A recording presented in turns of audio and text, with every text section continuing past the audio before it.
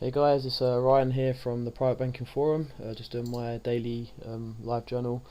It is Monday today and it's currently 12 o'clock Eastern Time. Been focusing on the S&P today. I mean, there were some great opportunities on the crude oil, but I was just focused on the E-mini, so S&P.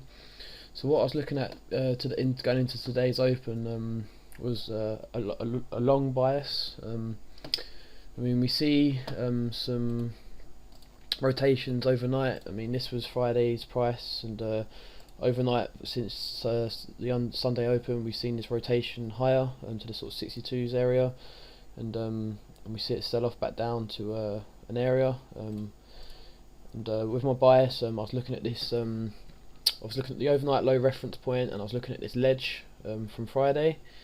And if we look at the current TPO composites that I'm tracking, like this is I mean, if we had opened down here in the 48s, then I would have sort of looked to sort of maybe sell into support and buy support. And if we'd opened all the way down here, I'd obviously been looking to be a seller and a buyer here. But with the way that we opened today, I was looking to be a buyer at this ledge at 52s. I mean, we had the overnight reference here, and it made sense to come in here and fit out some more volume as we continue to see this market find buyers here. So it's just what I was looking at. So what I did is off the open, we see this rotation down to the overnight lows, and we saw a pretty balanced Vwap at this point. I mean, it was pretty flat. There was no there was no skew really.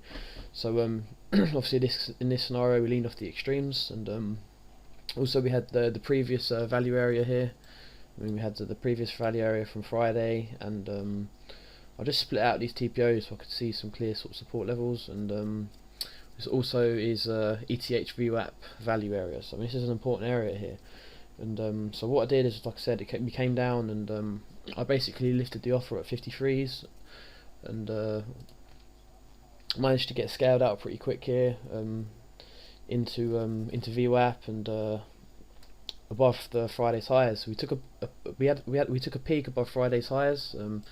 As you can see here, so we took a peek above it, and we found some sellers to back this back down. So we've pretty much seen two-way trade this morning in this market, and so I was looking to target the 62s area based on the overnight volume and the distribution we put in. So what I did, like I said, is I got long here, I got scaled out, we came back down to my area. I mean, my stop was in yesterday's value area and at the edge of this distribution. I mean, if we broke down here, then I would have got stopped out and I would have been wrong. And we came down, and we found some more buyers at the initial balance low. I mean, we just couldn't push the initial balance, and so what I did is I added to my position here to a full position, and I basically got scaled out again into Friday's highs, and I'm just managing my core position now. So I mean, at the minute, what I've done is I've got a average skew of about 53.25s down here, which is the value area low, which is great. So I'm just gonna just let this market play out now. I mean, I've got 6 points banked, and I've got about 2 points of risk in this trade. So whatever happens, I'm profitable in this trade now. So I'm just gonna let this market play out and see whether we're going to break out this balance that we're seeing at these highs to the upside or the downside. So I mean, who knows which way it's going to go. So just on the way I've approached this market this morning, this is just what I've done. So again, what I am looking to do is just target the 62s area, depending on what happens here. I mean, at the minute, like I said, we're just seeing two-way balanced trades. So there's no real bias on this market for the minute, but the fact that we couldn't trade below the overnight lows and we keep rejecting value shows that this market is finding higher prices and higher value. So we should see this market continue today. I mean, if we look at the daily moving averages, I mean, you can clearly see that we've basically been one time framing up to here, and even here we stopped where we sort of cut the one time framing off. We've continued to see one time framing for the last 4 days. And the path of least resistance is clearly to the upside, and we're also riding this 5 exponential moving average here. So I'm expecting to see this market continue to rally today. Who knows? We'll see what happens. Anyway, I'll keep you posted on what I can continue to see here as the day develops. Okay, just a quick update here. It's currently 1:45 Eastern time. Just still managing my long position on the S&P, seeing what reaction we get here at this current distribution highs. I mean, we're at the current distribution all-time highs. RTH, I mean, we've got a higher Globex high at the minute. I mean, the Globex high in this market is currently 62s, so just double confirm that to the tick.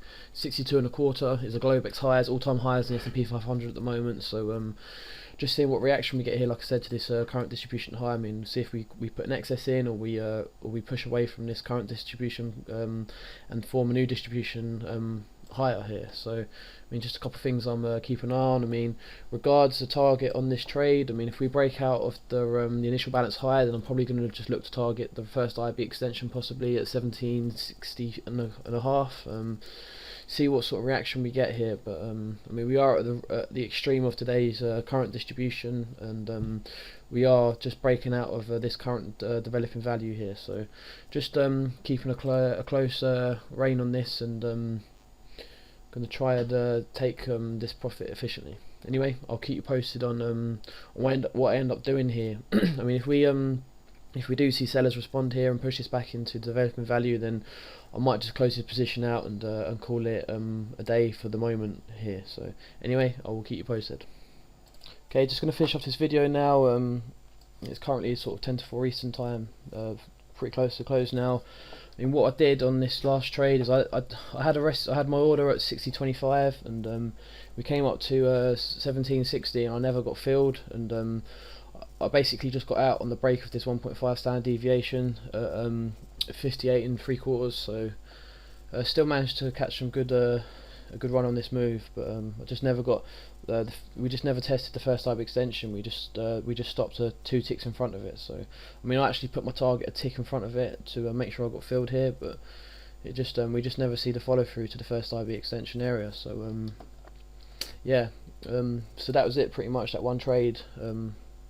The one trade on the S&P. I mean, there was some great opportunity on the crude oil this morning. I mean, I wanted to get long here off the open, and then the pullback here I wanted to get long, but I just missed opportunities and ended up just bailing. But I mean, you can clearly see that this was just a great area to get long this morning. I mean, I was just watching this I watched it unfold. I mean, I was watching this area, then obviously I was watching the S&P just as we opened, so I was just I just ended up missing this opportunity here. So but, as you can see, there's just a clear entry at this developing value area low RTH here. I mean, the order flow changed, and we see the absorption, and it's just a real sort of great opportunity there. But yeah, it doesn't matter. Some great, well, pretty slow day on the S&P, but still had a pretty good day on that market. So, anyways, I hope you all did great, and I'll catch you all tomorrow. Cheers. Take care. Bye.